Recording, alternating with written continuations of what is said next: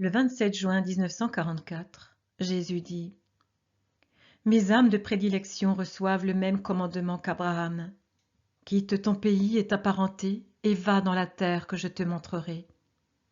Cela représente à la fois une réalité et une métaphore. Une réalité parce que celui qui se consacre à moi devient réellement un étranger et un inconnu pour sa famille. Inconnu sous sa nouvelle personnalité.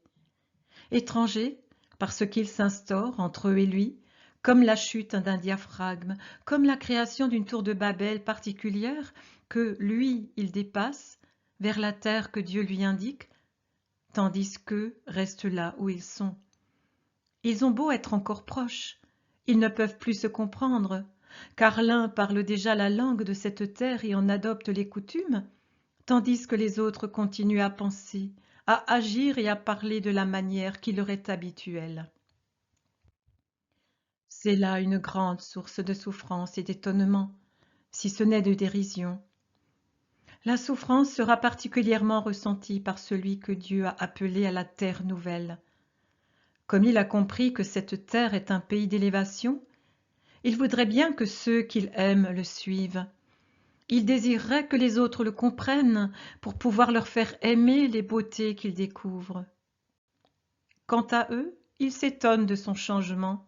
Quand il ne le qualifie pas de manie, il l'appelle égoïsme, manque d'amour, excentricité. Or, il n'en est rien. Il fait preuve d'un amour parfait, à la fois pour ceux qu'il aime et pour lui-même, puisqu'il donne et cherche à donner aux autres le bien qu'il se procure à lui-même. Il ne s'agit pas d'excentricité, mais au contraire de la norme parfaite, puisque malgré son exception, il est dans la norme des fils de Dieu.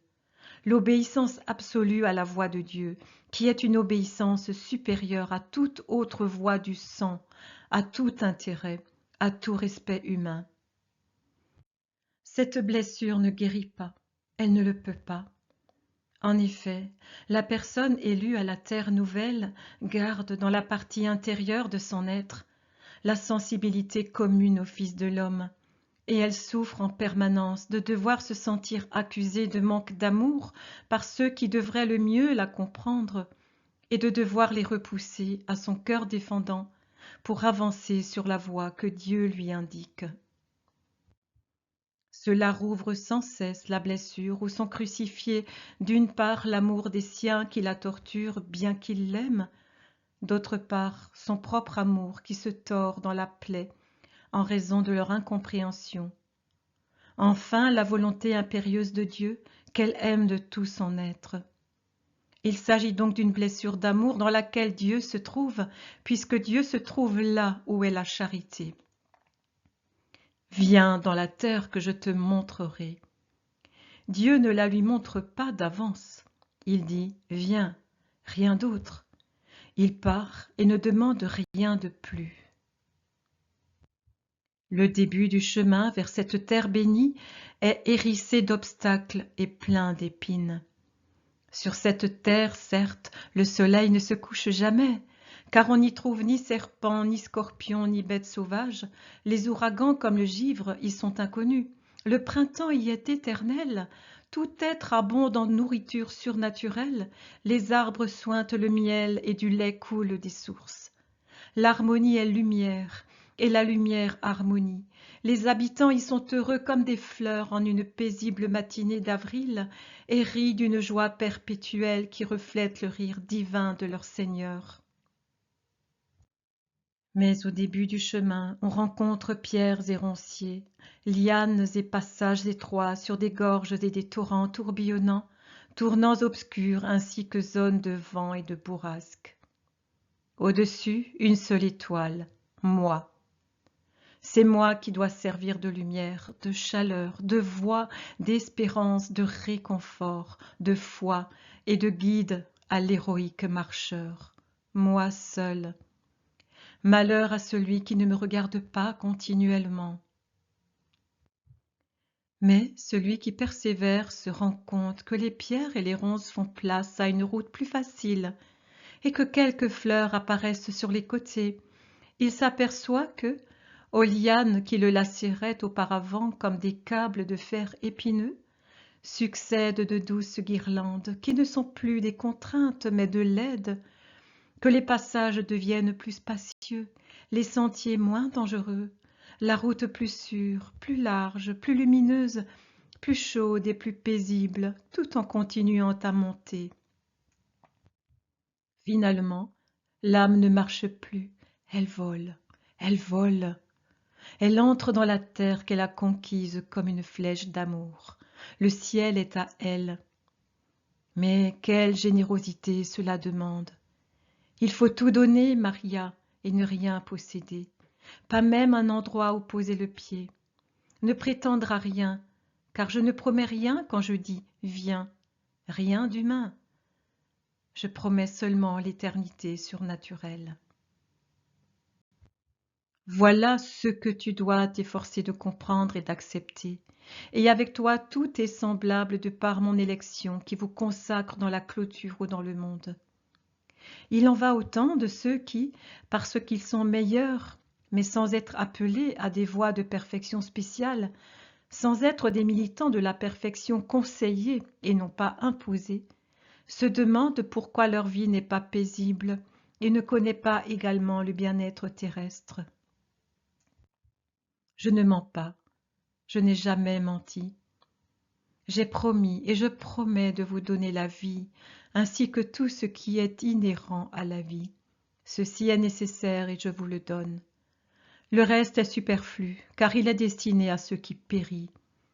Je vous le fournis parce que ce sont de bonnes choses, jusqu'au moucheron à qui je donne pour lit le calice d'un calament des montagnes, et pour nourriture la microscopique goutte de miel qu'il contient. C'est ainsi que je vous procure, à vous qui êtes périssables, tout ce qui est nécessaire à ce qui périt, la nourriture, le vêtement et la demeure. Mais je vous invite à tendre vers ce qui est plus élevé, l'esprit et ce qui est spirituel. Que ceux qui m'aiment davantage me comprennent, qu'ils avancent, nus, affamés et pauvres de ce qui relève de cette journée terrestre, mais rassasiés, riches et vêtus d'un habit royal de ce qui relève du jour éternel. Va en paix. Le 21 septembre de l'année 28, à Jérusalem, Jésus dit à ses disciples: Venir à moi comme disciple, cela veut dire renoncer à tous les amours pour un seul amour, le mien. L'amour égoïste pour soi-même, l'amour coupable pour les richesses, la sensualité ou la puissance, l'amour honnête pour son épouse, l'amour saint pour ses parents, l'amour affectueux des enfants et des frères ou pour les enfants et les frères, tout doit faire place à l'amour pour moi si on veut être mien. En vérité, je vous dis que mes disciples doivent être plus libres que les oiseaux qui planent dans les cieux, plus libres que les vents qui parcourent les espaces sans que personne les retienne, personne ni rien, libres, sans lourdes chaînes, sans lacets d'amour matériel, sans même les fils d'araignée fins des plus légères barrières.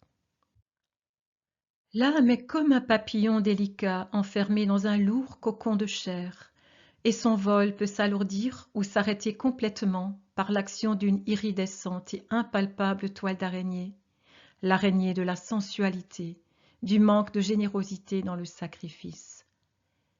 Moi, je veux tout, sans réserve. L'âme a besoin de cette liberté de donner, de cette générosité de donner, pour pouvoir être certaine de ne pas rester prise dans la toile d'araignée des affections, des habitudes, des réflexions, des peurs, tendues comme autant de fils de cette araignée monstrueuse qu'est Satan, le voleur des âmes. Si quelqu'un veut venir à moi et ne hait pas saintement son père, sa mère, sa femme, ses enfants, ses frères et ses sœurs, et jusqu'à sa vie même, il ne peut être mon disciple. J'ai dit « hais saintement ». Vous, dans votre cœur, vous dites « la haine, il l'enseigne lui-même, n'est jamais sainte, donc il se contredit ». Non, je ne me contredis pas. Je dis de haïr la pesanteur de l'amour, la passion charnelle de l'amour pour ses parents, son épouse et ses enfants, ses frères et sœurs, et sa vie elle-même, mais d'autre part, j'ordonne d'aimer avec la liberté légère qui est le propre des âmes, ses parents et la vie.